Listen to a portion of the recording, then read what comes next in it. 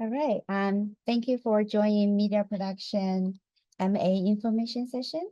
I want to introduce our team members. We have the Graduate Program Director, Dr. Laura Lynch, join us tonight. Myself, Inini, one of the members for the Graduate Program Administration team. I have my coworkers Marnie Gerbit and Tonisha Boyle. If you are in the program later on, you will get a chance to work with them. We also have Daniel Garcia, the manager of the Graduate Program Administration, join us tonight. Today, we will have a program overview from Nora. I will continue with the admissions and funding. At the end, we will take your questions.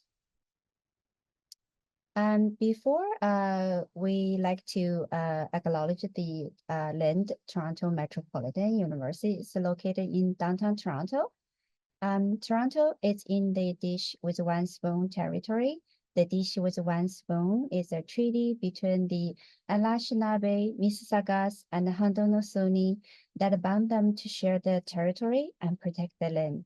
Subsequent indigenous nations and peoples, Europeans, and all newcomers have been invited into this treaty in the spirit of peace, friendship, and respect.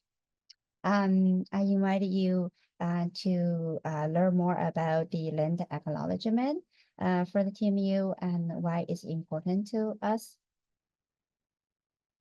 Okay, Laura, I'm going to pass the mic to you.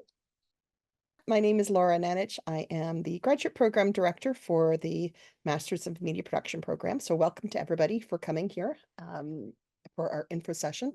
Hopefully I'll answer a lot of your questions, and if you have any more after I'm done, you're more than welcome to ask. So basically, we want people to come and join our program who want to tell a story.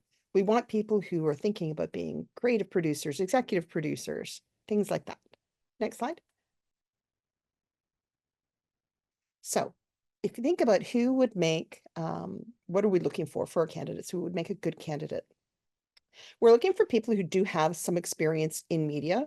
So preferably an undergraduate degree in media or something that's related to that, or you may have media production experience, business experience, management experience within the industry, or you've maybe learned things on your own and you know about the production tools and you've been doing things on your own. Or maybe it's not so much production you want to do, but you're thinking about research and you want to do something like research or creativity or writing a paper and looking at the theory parts of media production. So we have space for students who are interested in any of those things. But we do want to make sure that this is not an introductory program in media. We are looking for people who already have some experience in it, who already have a grasp of the industry and who want to go deeper and delve more into it. So here's just an example of one of the works that was created by one of our students. And this is Hammond Yang, and he did Asians Anonymous. So we'll show you a couple of pictures of things throughout there. This is another one by Rebecca Miskin, it's Night Owl. She actually had her film premiere at the South by Southwest Film Festival. She did a great job there. So just because you're doing a student project doesn't mean it stays here. Alex Kolodkin, he started in the MA program, and through his work, he developed a company, and he's created Set Scouter, which now has locations, as you can see, in Toronto, Miami, New York, Austin, Los Angeles. So they find places where people want to film, and he used this degree to kind of launch that business of his own. Another thing that our students have done, this is the Shaw Rocket Fund. These students went to a boot camp for emerging animation writers. So Hammond Yang is there, that he's the one who did the Asians Anonymous. He went there, as did a few of our other students, and they took part in that. Another one of our students did his major research paper on reality series casting and how they find people. So he did it on Big Brother Canada, and he actually got his internship at Big Brother Canada and worked there as well. So he tied in his research that he did to an actual internship and put it put his theory to practice. This is another student we had, and he created Tell Me TV, and he worked with us at the Digital Media Zone. We have some zones here that you can work with as students. And he was a blind student, and he created something so that students or people who are blind would be able to work with menus, digital menus and things, and completely through audio, so they would be able to navigate things. Okay, so who are we? What kind of things could you do? What the kinds of things you're going to study? We give you some options in the classes that you can take. You have some choices. But we're looking for people who are wanting to become, as I said, executive producers and creative producers. That's kind of where most of our students lean. You'll also learn about the business side of media. You'll learn about management. You'll learn how to reach your audiences, audience research. Some students have worked on series development. So we used to have students who came wanting to become writers, but now we have a screenwriting and like a story design master's degree. So if you really want to become a writer, that's a more appropriate program for you. However, if you already have a screenplay created and you want to work on series development and you want to work on your series Bible, you can definitely come here and work on that at speed, but you'd be working as a producer. So if you've got something already, a screenplay already ready to go, you can certainly work on it in terms of series development. We always have students who are doing something new media, digital media, apps, podcasts, music recording, music for film, recording live bands, recording for like recording soundtracks and things like that for films. Students can also create a short film. If you want to do something video, you can do a web series. We don't tend to have a lot of students do a full length, long production, just because it's a very short, intense 1-year program. So a lot of our students will tend to do proof of concept. So instead of creating a full-length program, they're going to work on the business side of it. They're going to work on their Bible. They're going to work on their distribution plans, and they'll come up with a proof of concept. So something a little bit shorter, maybe not entirely full length, but they'll shoot a few scenes. It'll be really high quality, so that when they're actually graduating and they're ready to go, they'll have something to show off, and they'll be able to show, this is the aesthetic. This is what I want it to look like. Here's what the character is going to look like. Is it something bright? Is it something dark? What is the basic overall look at it? What are the characters going to be like? And then, you could move on and you can recast and you can do whatever you want after you graduate. We also always have people who are working on things to do with media business, new types of distribution, new types of revenue streams, things like that. So basically anything you want to do, as long as it's your voice that we're going to hear, that's what we want to do. So you don't have to create all of these things on your own. You can work with teams of people, but you have to be the executive producer or the creative producer of whatever it is that you're going to be making. Next screen. Again, we'll go on one more screen.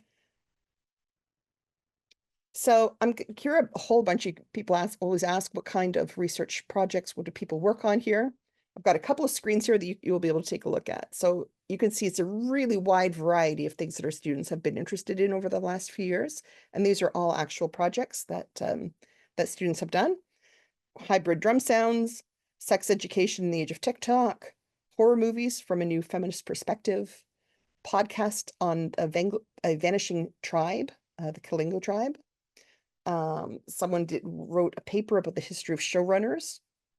Someone did a comic web series about microaggressions. Someone else wrote a paper about new ways of distributing sport media. Grassroots creation of TV dramas. Someone created a BIPOC superhero game. Someone else did a project on how you could create media with low, intermediate, and high levels of interactivity. This is one of students who's just graduated. He looked at linear and nonlinear content. Someone else did how you can dub foreign languages and how subtitles affect the audience's perception of a story.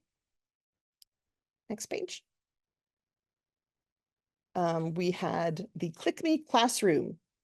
So we had a student create an interactive tool for work. She worked with people in schools, primary schools and preschools, figure out how do they learn language, how can they teach them social studies, how can they teach them science.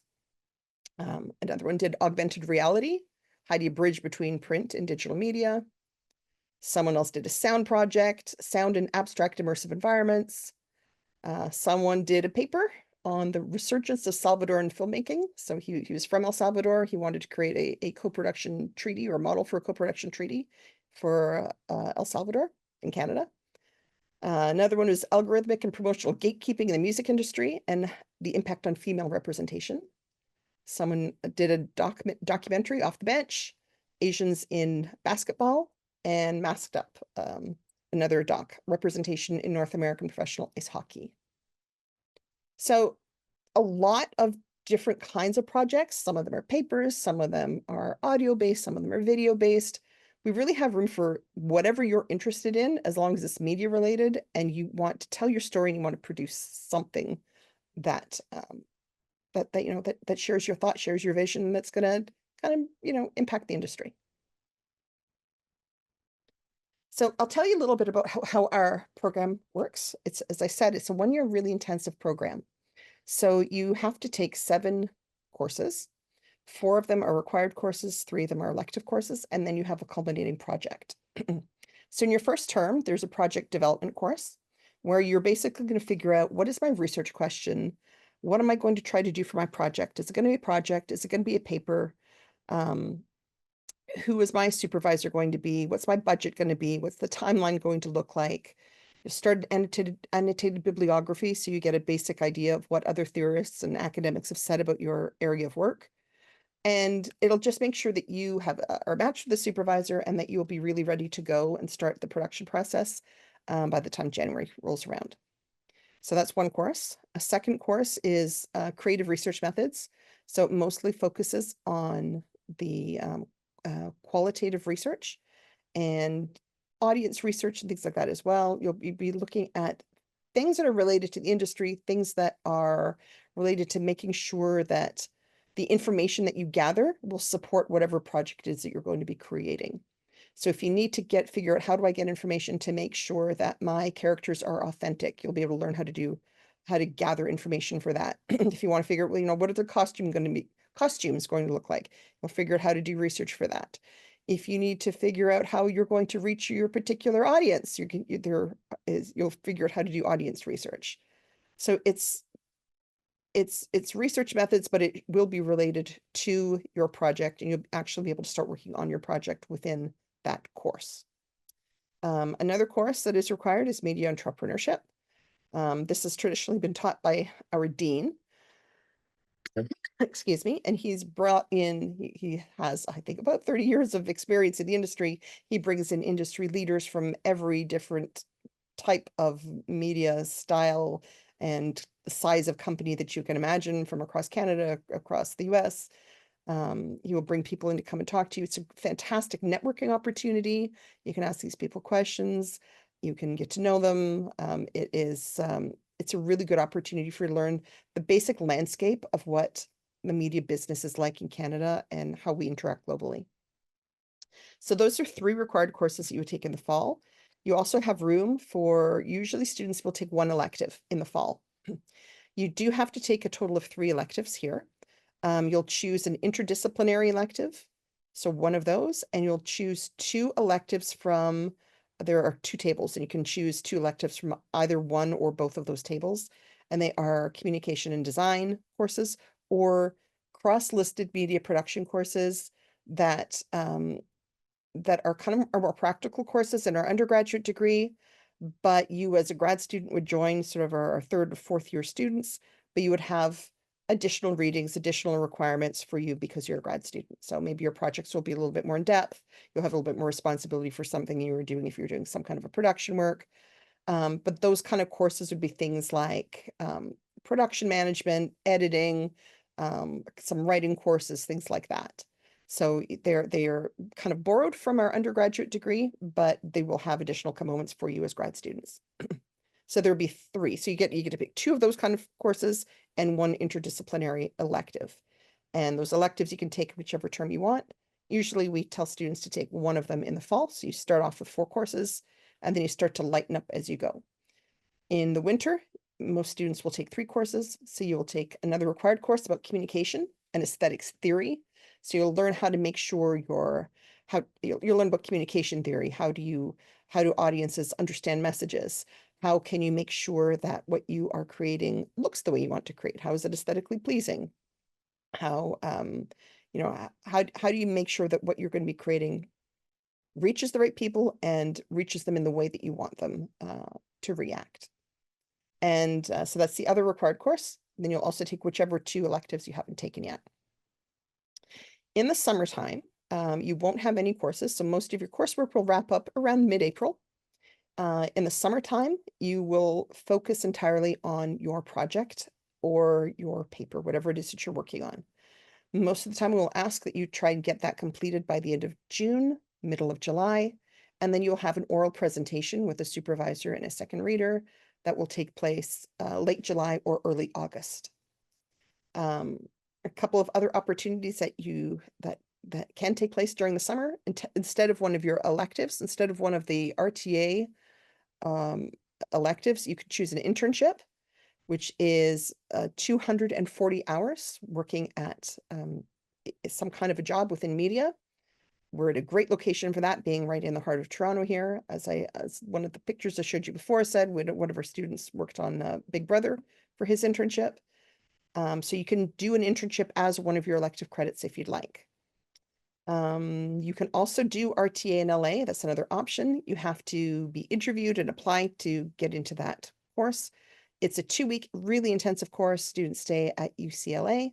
They have sessions with network executives, and at the end of the 2-week session, they actually do a pitch, and they pitch their project to real-world executives. And we have had some of those get picked up, which is pretty exciting. Next slide. So what are some of the jobs that you can do? What do our students do when they finish? TV producers, production managers, they work on audio production, development executives, story executives, executive producers, video producers, photographers. Some have gone into work with contracts, working business affairs. Next slide. Some have started their own businesses. We've had several gone on to work in marketing, post-production. A few have gone on to work in literary agencies, and we had one student go work with TIFF and Mervish Productions. People have gone into sales, and we always have students who decide that they want to get into teaching, and they may want to teach either at the college level or the university level, and having a master's degree certainly helps with that. It's usually enough to have a master's degree if you want to teach at the college level. It's enough usually to have a master's degree if you want to be a part-time professor, part-time instructor at a university. If you want to get a full-time position, you usually have to get a PhD, and we always have students who've gone on to do their PhDs after this program as well. My recommendation for you, if you do want to do a PhD, is that instead of doing a project, that you probably should write a paper, do a little bit more practice with your research, just so that you're going to be a little bit more established with your research, and you'll know a little bit more about that before you start a PhD program. The other option is we have about a quarter to a third of our students each year are now going on to do their MBA. We call it the MAMBA, the MA/MBA program. And you actually can get 2 degrees all in 2 years. So that changes the trajectory of what your program looks like a little bit, in that everybody starts their first year in the Master of Arts program with us. In the fall, you decide, there's a bunch of info sessions, and you can decide if it's something that you're interested in doing, and you can write your GMAT, and you can go through the admissions process in our MBA program. And if you are accepted, you'll know January, February, you will know usually if you are accepted into the MBA program. And instead of doing your final project in the spring-summer program, in the spring-summer term here, you'll actually start into the MBA program. They have a bunch of foundational courses. So if you haven't taken management accounting or, like a bunch of courses, economics, things like that, that you normally would have to take to do your MBA, you can take those foundational courses. They have 6-week really intense courses in the summertime. They'll kind of make sure that you're caught up to speed on all of those things. And then in the fall and winter, you will join their MBA students in the regular program. And then in your second spring summer is when you'll do finish off both your paper or project here for the MA, and you'll also work on a capstone in the MBA program. So I think that was it for the part that I wanted to tell you about what kind of students we have, what we want to do. Do you have any questions about that? I'm happy to take your questions now before we get into admissions and funding. So if anyone has any questions about those things, we can back up on our slides if you like. I have one. Sure. Sorry, I can't find my hand raise button anymore. I updated and they moved it, and I don't know where it went. Oh, it was in the chat button. Okay. Anyways, I already have an MBA from Schulich in art media management. If Yeah. I come into your program, does that give me any transfer credits or anything like that? Or like if I understand you start the MA, go to the MBA, if you start with an MBA and then go do your MA, does it interact in any way funny? Probably not. I mean, that's something you have to apply for it. But I don't think so. I think it goes the other way around. They have because they're kind of specialized courses that specifically they go into our particular MBA program, knowing that this is what our students do.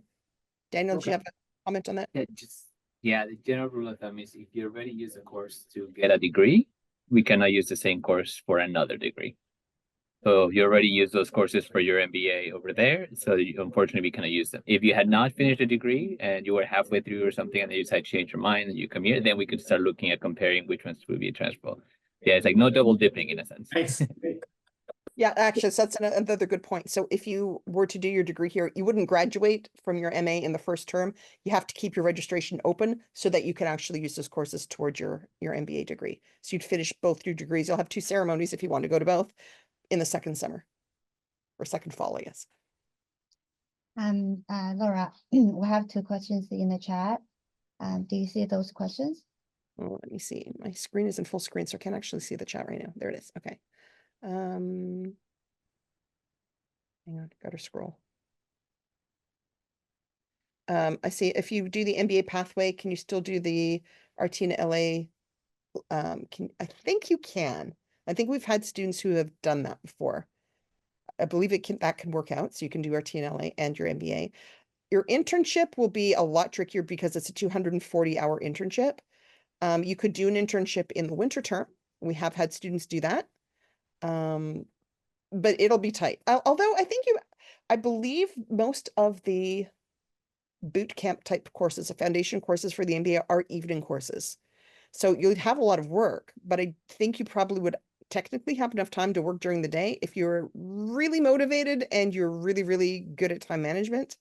And I would suggest that if all of those courses are really, really new for you, that might be a bit of a struggle. It's a big change to go from an MA to an MBA. Their courses are very much mathematically oriented, much more so than ours are. And I know some of the students will struggle with that a little bit. But if you had a business degree or you're already familiar with that, you could probably manage to do it. It wouldn't be too much of a stretch. Can you take a look at past grad papers in full? Most of them aren't published. We do tend to keep them in the office, so you could come in and take a look at them. Yeah, but you can take a look online and you can click on some of them and take a look at the abstracts of what people have done. What I recommend is to someone who's working at agency full-time. I wouldn't actually recommend this course for anyone who's working full-time. We have had students work full-time, but it is really a stretch. It is a very intense program. It is very busy. There's a lot of work. There's a lot of reading. There's a lot of work to be done outside your classroom. And also trying to finish an actual project, get a project developed, start to finish, it takes a lot. So it's not your best interest to work full-time, but it has been done. How do we help you to find and secure an internship during the summertime? There's an internship website. We have an internship prep website. We have a career development center. There are people to assist you with writing your resumes. We have job boards. We have networking opportunities. There are a bunch of things like that. Students are expected to find their own internship, but there is assistance for you in that sense. What are the requirements for the MBA? It's the GMAT. It's not an MBA. It's not a GRE. but they may take a GRE as well. I think they are open to doing both.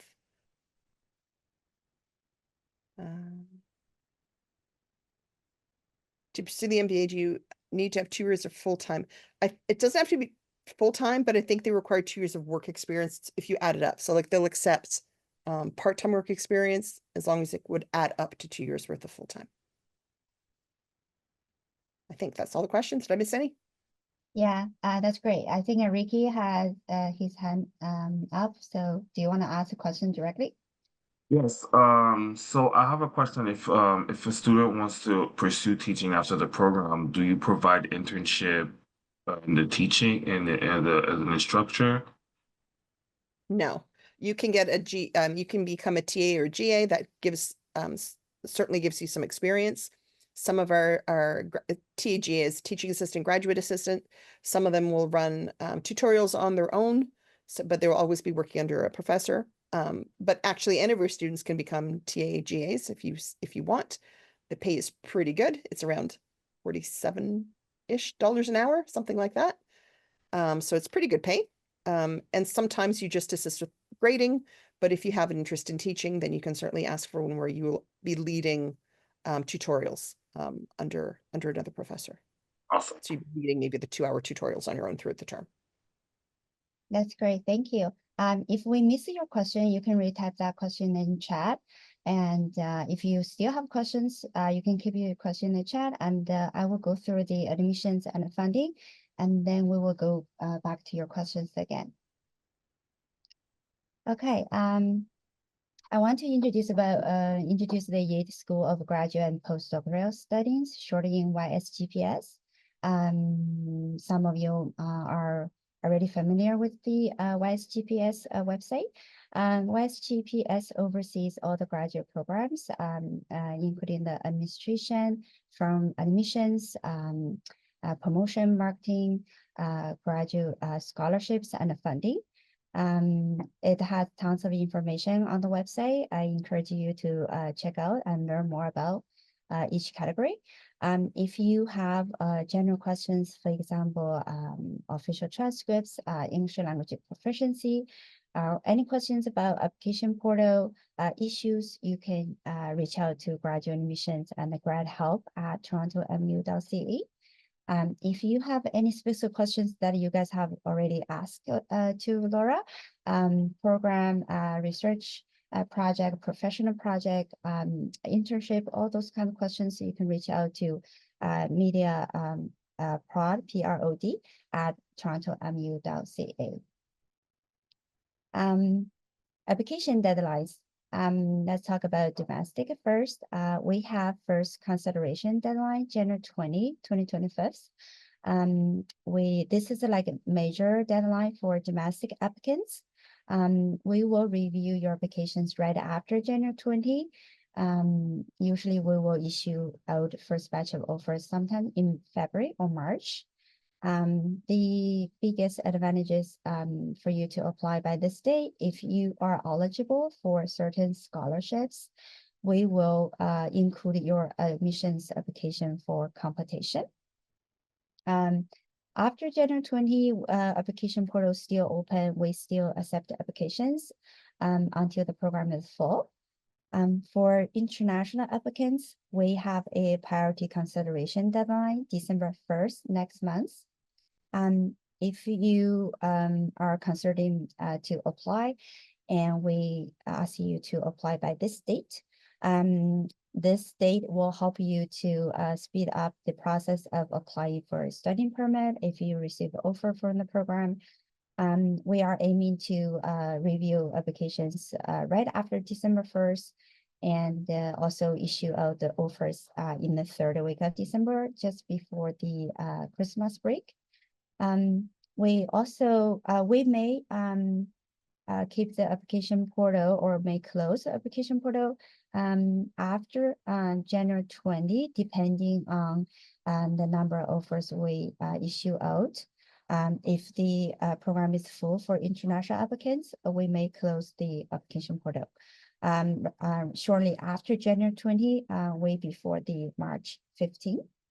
Again, same for international applicants. If you submit applications by January 20, if you're eligible for certain scholarships, we're able to include your admission application for competition. Application process. There are 2 steps application process. Step 1, you need to submit an application through Ontario University Application Center, short in OUAC. The form asks you to provide all the post-secondary education backgrounds, your personal status, and also the 2 referees information. From there, TMU will reach out to your referee with 2 to 3 business days with the instructions and the reference link, how to submit a reference on your behalf. So the earlier you start the step 1, you provide as much time possible for your referees to submit your reference, especially for international applicants, if you are aiming to submit your application by December 1st. Step 2, once you've done the application, pay the fees, TMU will reach out to you with an email that has information about your online identity and the student number. And you can create your online uploading portal, so you can begin to upload required documents once they're ready. Key here is ideally you have already talked to your referees already before you begin the step 1. So when we receive the email from TMU, there's no surprise there. I'm going to talk about admission requirements. We have a lot of information for each section. We just highlight some key points here. You can always refer back to our program website under admissions when you work on your required documents. Later, I will invite Laura to share her insights as well. 2 components for the admission requirements, academic, 4 years bachelor degree, preferably in media-related field. We are looking at the last 2 years of cumulative GPA with a minimum B. No matter what institution you come from, graduate admissions will calculate your GPA from the institution you graduate from based on their GPA scale and translate to the TMU GPA. For non-academic requirements, the first one is statement of interest and your proposed project. It's about 500 words.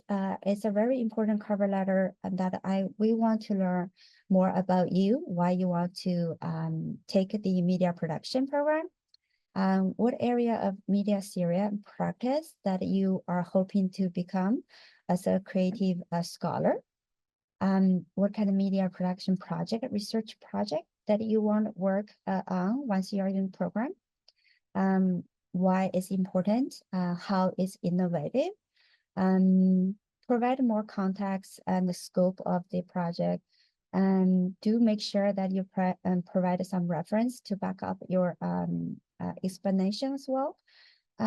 If you know who are the 3 faculty members you would like to work with once you are in the program for your project, you can list those on the statement of interest. If they have already agreed to supervise you, note that on the statement of interest as well.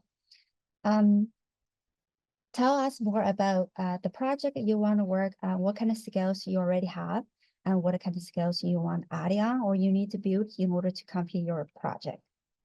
As much information as possible. Along with that, we want to look at your resume, all post-secondary education and professional volunteer work experience that relate to the media production.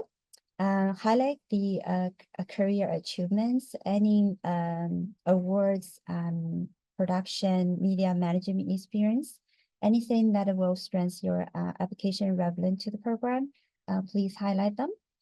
The letter of recommendation, we ask for 2 academic reference, preferably academic. So we want to hear from your referee about your research skills, your academic skills, written critical thinking, analytic thinking skills, etc. If you are unable to reach out to your previous professors, research supervisors, you can provide one professional. Just remind them to provide you a reference that focus on your skills. You can talk about the program, media production, provide your resume, provide your student of interest, project proposal, information to your referee. So to help them to know more about you, refresh their memories, so they can help you to write a better reference. The last one is a portfolio. You can submit a written, audio, video form, multimedia form, and you may include up to 3 pieces. For any portfolios you submit, we want to look at a statement about the portfolio submit, provide some context, scope. For larger production material, please include added excerpts. So for application uploading portal, there you can only upload one PDF file. So you need to provide a URL to your portfolio. You can be in the form of video, Vimeo. When you provide URL, please provide a full URL. So if it's not clickable, we're able to copy your URL to the search engine to get to review your portfolio. I'm gonna pause here. Laura, let me know if you want to add anything, share any insights here. Yeah, especially for your portfolio. Make sure that if you give us a link to YouTube or to something else, make sure that it's public, or to, if you put on Google, if you do whatever. If we can't open it, we will not be chasing you down. So it's got to be something that's public, not password protected. And also, if you have something that's long, we want you to provide, as it says here, edited excerpts. So no more than a total of 4 or 5 minutes. We get a lot of submissions, and there's just no way that we'd be able to look at 20 or 30 minutes or a half hour for everybody. So 4 to 5 minutes in total. Give us whatever is your best work that shows off your creativity, preferably in the same area that you want to work in. So like if you're saying, I've done a ton of work in audio and I want to switch over to video, we would like to actually see what your abilities are in video. But if you want to continue working in audio, then by all means, give us audio. If you're trying to do something in design, you can give us any kind of, design. It can be still, it can be magazines, it can be photography, whatever you want. But it should be something that shows off your best creativity, as close to whatever type of project that you want to work on as possible, because that really helps us to see where your skill level is, and where you may need assistance and where you might need support and things like that as well. For your letters of recommendation, the more detailed, the better. It really helps us to know the student to know what kind of recommendation they're giving, is if they're not just clicking off the check marks, if they will actually add an actual letter, and it adds some detail about what they know about you, and they can talk to your skills, talk to your work habits, talk about your ability to communicate. All of those things are really helpful for us. So give your referee as much information as you can, give them as much time as possible. Make sure that they have your resume, make sure they have some samples of your work, make sure that they know what it is that you want to do, make sure they're aware of what a program is like. So I would suggest that you have a meeting with whoever you want to be your referee, and you talk to them about what it is that you want and what you need. That's a big part of your portfolio. No, well, not your portfolio, but it's a big part of your I guess admissions, your entire portfolio. We can't assess it until we get all of these parts. So if your letter of recommendation is not submitted, it does hold up your entire application. Again, academic references are preferred. However, if you have been out of school for more than 10 years, then we'll take one academic and one professional. But we do need at least one of them to be academic, definitely preferably both. when you come up with your statement of interest or your project proposal, we know that it may well change after you get into the program. It's not carved in stone, but we certainly want to have a good idea of what type of thing you want to work on. Part of the admissions process is we need to figure out who would be a good supervisor for you. So, you know, we want to make sure that, say you want to do video gaming, maybe you're going to change what kind of video game you're going to want to do or what you're going to do towards video games, but at least we want to make sure that we know gaming is the area that you want to be in. So we're going to be looking at how many supervisors do we have who could supervise you in gaming. We wouldn't want you to suddenly switch and say, I'm going to just go do podcasting now, because it's going to make it much more complicated for you to have to find a supervisor. So that's why it's kind of important. We know that you're going to change it. It's going to shift a little bit, but at least be fairly certain of what type of area you want to do your project in, even if it evolves over time. That's fine. Yeah, and in your resume, let us know, you know, what have you done? What kind of equipment are you used to working with? What kind of productions have you created? And then give us, you know, your best 4 or 5 minutes that we can go and take a look at. Any other questions? We usually get a few questions about, can we take a 3-year bachelor's degree? We have had a 3-year bachelor's degree only if you graduated like 25 years ago, and they tended to be 3-year degrees back at that time. They didn't even have 4-year degrees for the most part. If you graduated, you know, in the 90s, for example, but we would have to write and get an exception for you. And you would also have to have like decades of work experience to go along with it. Okay, let me just go into the chat. Can you submit a professional letter if you've been out of school for less than 10 years? If you've been out of school for less than 10 years, we would much rather you have 2 academic references. The academics are more important for us than your professional references. If you don't know the supervisors, take a look at our website and take a look at who our faculty are. You can look at RTA faculty, and you can take a look at what type of work people are doing. It's okay if you don't hear back from the 3 faculty members, you can just list them. Sometimes you're going to be doing, and the faculty member might be on sabbatical, they might be away, they might be on a leave, if it's summertime, they might be on vacation. That's okay, but please list 3 that you think you would like to work with. Does it matter who writes your 2 letters of recommendation? Well, I mean, it matters in terms of we want them to be academic references. And even if they're not, if you don't have a degree in media, we still want to know, you know, how are you working with theory? How are your writing skills? How are your communication skills? How did you do as a student? It's a very intensive program, and it you know, it is academic. So we do want to make sure that we're getting those types of references from you.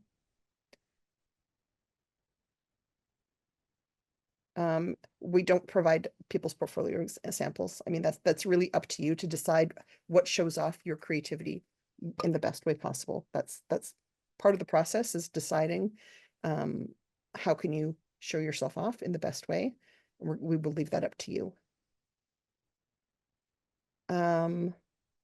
One link and edit everything together. You're only allowed to put in one thing in your submission. I think that portal only allows for one document. Is that right, Elaine? So Yes, give us one yeah. link and put your things together, edit them together for us. Specific kinds of content. Your personal work is fine. Even if it's professional work, if it's group work, we want to, along with your URL, we want to make sure that you tell us exactly what it is that your role was. So, like, were you the actor, or were you the producer, or were you the cinematographer, or did you do the lighting, or did you write the script? Like, what was your role? What did you do? So that is something that's important for us to know. We won't accept it if you don't tell us what it is that you did in it, because we know that pretty much no media productions are done single-handedly. Most of them are done with other people working as a team. So please make sure you include your role.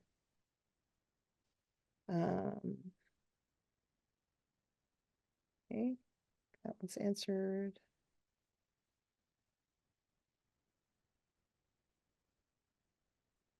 Or if you have an academic background without an academic background in media, can you still be a strong applicant? If you're an English, it depends what it is that you want to do. And it depends, what kind of project you want to do. It depends on what your own abilities are in media. So show us, like, if you were going to do writing, we don't take writing anymore. But for example, if you're going to be doing screenwriting, I don't think they would care if you had an English literature degree as long as you're able to write screenplays. But for us, like, it really depends on what your project is going to be. You don't have a preferred citation style as long as it's consistent. You can use MLA, you can use Chicago style, you can use APA, whatever you want to use for that. It's fine.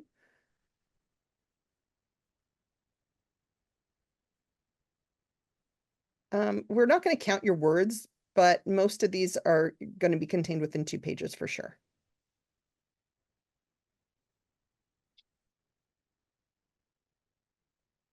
If you want to do a research paper, do you still do a project or not? So there's a range of projects that you can do. Every project will have a writing component to it for sure. Even if you do a large project, a large media project, you're still going to have to write a paper that will put it into an academic context. So this is why you're taking some of the theory classes. There definitely is a theory component to this program. You'll write about a 35-page paper, putting your work into an academic context. If you do a straight up research project without any creative component, it'll be an 80 to 100-page paper. And if you do something that is more of a proof of concept, so it's a shorter, less complicated media work, then your paper will be probably about 50 pages. So if there's a range, but that's kind of what the ranges would look like. You would decide what's appropriate with your supervisor. Any other questions? Laura. Yeah, Yeah. I see Laura, Charles has raised his hand. Yeah, go Sure, go ahead. ahead. Hi, just 2 questions. Sorry, is there a part-time version to the program, a continuing studies version of it?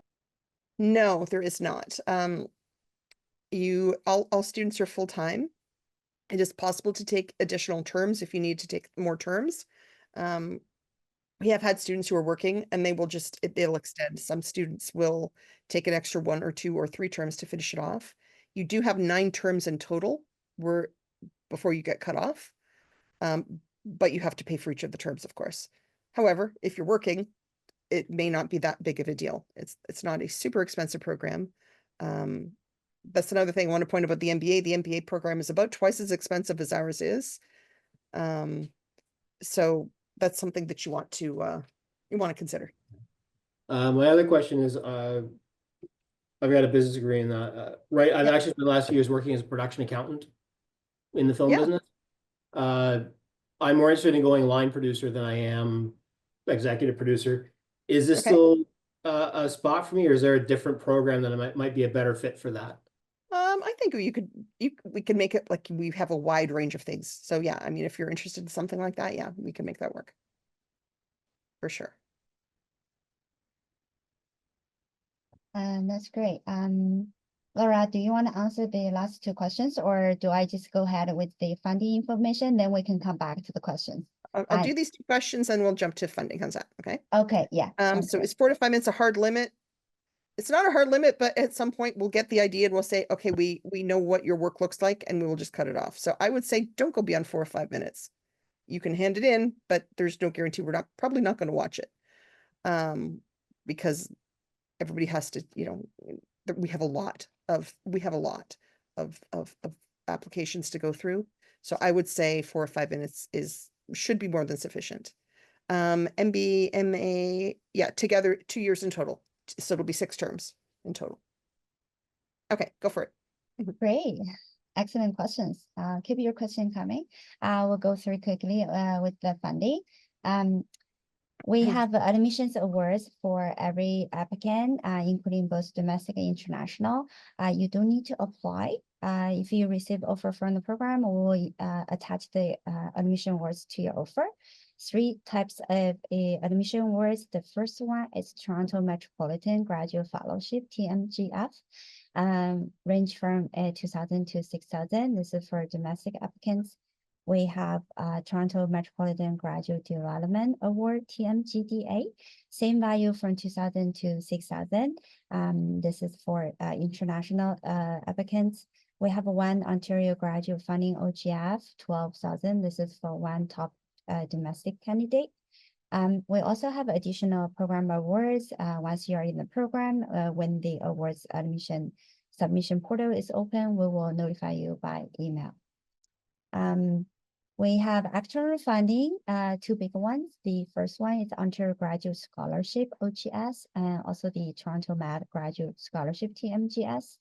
It's 15,000 for one academic year. In order to be eligible, you need to have a A- in each year of your last 2 years of computer studies. If you are eligible, if you submitted your application by January 2025 deadline, we are able to include your admissions application for computation. We will reach out to you in February, March for a application, and then attach your admission application for computation. We will have results in early May. And the second one is Social Sciences and Humanities Research Council Canada Graduate Scholarship, SHRC. And this one is 27,000 for one academic year, only for domestic applicants. Same eligibility, you need to have A- in each year of your last 2 years of computer studying. The application deadline is December 1st, next month, first day. If you are eligible, I encourage you to apply. It is a biggest value of the scholarship today. So with the two scholarships I mentioned here, in the second year, we will calculate your GPA in each year, and then we will inform you if you are eligible to apply. TMU has workshops for you guys in the second year for the research proposal and the application as a whole. So you have assistance there to submit a strong application. We also have other funding paid opportunities. The one option is on the YSGPS website, we have tons of scholarship funding awards. Check out them. It's categorized by different categories, and there's external funding section, has tons of scholarships there. It's all based on your education backgrounds, your personal status, and your research topic. Please check out there. Laura mentioned earlier about graduate assistant, research assistant, teaching assistant, great pay per hour. It's a great experience when you study full-time in the program, and then you can work part-time on campus. Usually the jobs will open up sometimes in July throughout the academic year.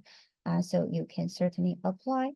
If the program receive opportunities from other faculties, we will pass on to you by email, notify you about those opportunities. The last one is Career Boost. Some great part-time opportunities there. You can also apply and work on campus while you're taking the program with us. I went through the information pretty quickly. We just have the contact info I mentioned earlier. Reach out to the program or Laura directly if you have specific questions. I'm going to just stop sharing so we can see each other and answer your questions. Thank you, Daniel. Daniel has been answering some of the questions in the chat. I see the question for the GPA website says should be calculation 2 years. That's still how it's assessed. Also, the GPA calculation include the grades from your minor. Graduate admissions will take the last 2 years of your courses and with calculating based on your 4 years degree. There is a detailed how they calculate the GPA. I will share that link with you.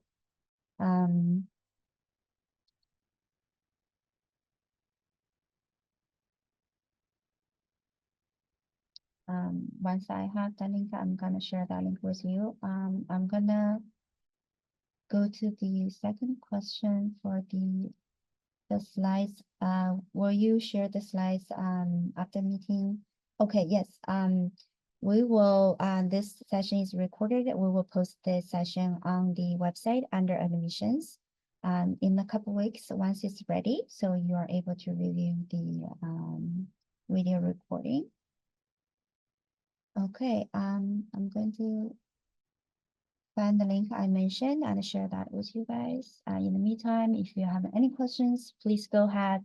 This is your last chance to ask any questions you have to Laura directly.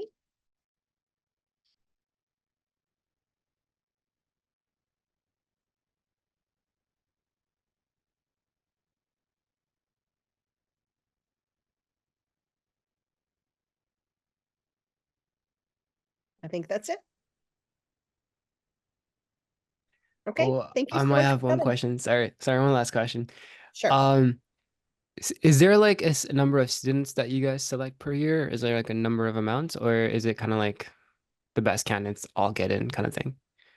Usually about 17 to 19. We're Okay, given an admission target, so around that. thank you. Okay. And how many applicants do you usually get, ballpark? Can be well over 100. It just depends on the year.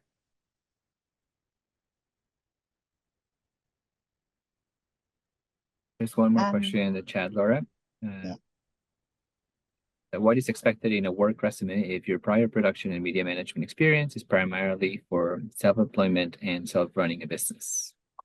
Well, just like what you would put into resume. What are your skills? Where did you go to school? What kind of skills are you using in your business? What else have you done, outside of work? What kind of technical and production skills do you have? You can list those as well. Yeah. Great, thank you. So I shared the link about the how graduate admission calculate your GPA, has tons of information there. And check out there. And Daniel also shared we have the admissions QA session every Tuesday at 12 p.m.